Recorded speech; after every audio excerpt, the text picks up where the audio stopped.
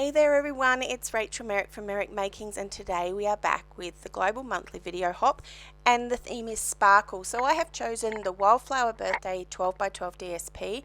Has a huge amount of foiling with that gold shimmer in it, and so that's what I chose for the sparkle effect.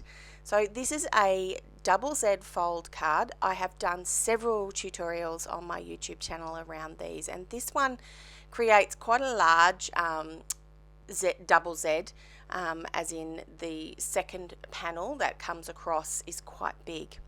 I am using Blueberry Bliss for this. It is a colour that is featured in this DSP along with a lot of those pastel sort of colours.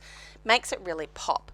So you can see here I have cut that slightly smaller panel, and then you basically invert it so it's the opposite way, and then that's what's going to be glued down.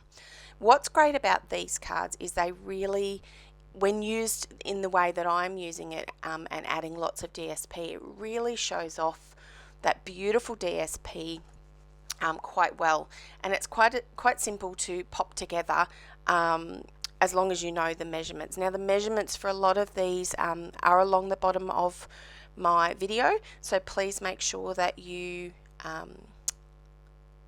actually go back and pause so that you can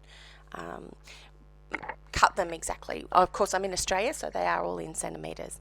So I have chosen to use this I think it's Pool Party and gold with the beautiful scalloped lines, and then this gorgeous floral pattern as well. And you can see what I mean when I put this together, that it really showcases the DSP.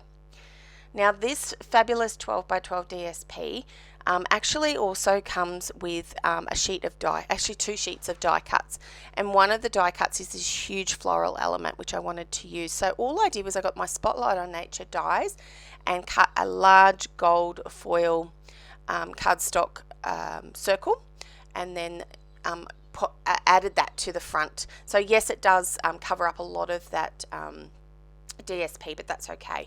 And you can see I am adhering it slightly above the panel, so it does stick a little bit higher up, and that's just because of the floral spray and where I wanted it to sit.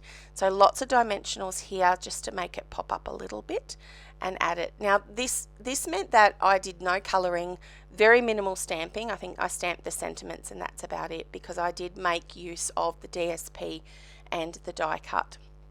So of course don't forget that part of this hop is that you go across and have a look at all the other fabulous projects. We've got some very talented and versatile team members, so do make sure you do that as a part of watching this video today. A little bit boring here, but watching me hand cut one of the sentiments. Hand cutting has been a little bit tricky for me. If you follow me on all my social medias, you will have seen that I've had a recent diagnosis of a brain aneurysm, and I'm waiting on a neurological appointment, and it does affect me, my ability to sort of coordinate a little bit and fatigue. But that's okay, I persist.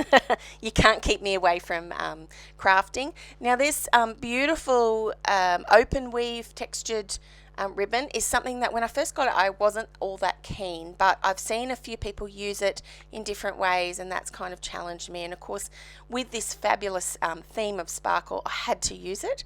So here's a little tip. I've just wrapped it around, and then I'm going to get a piece of twine, which you are not going to see, and I'm going to tie that in the middle. Now this is a very, very soft textured ribbon, so holding it together in a bow would have been quite tricky and bulky as well.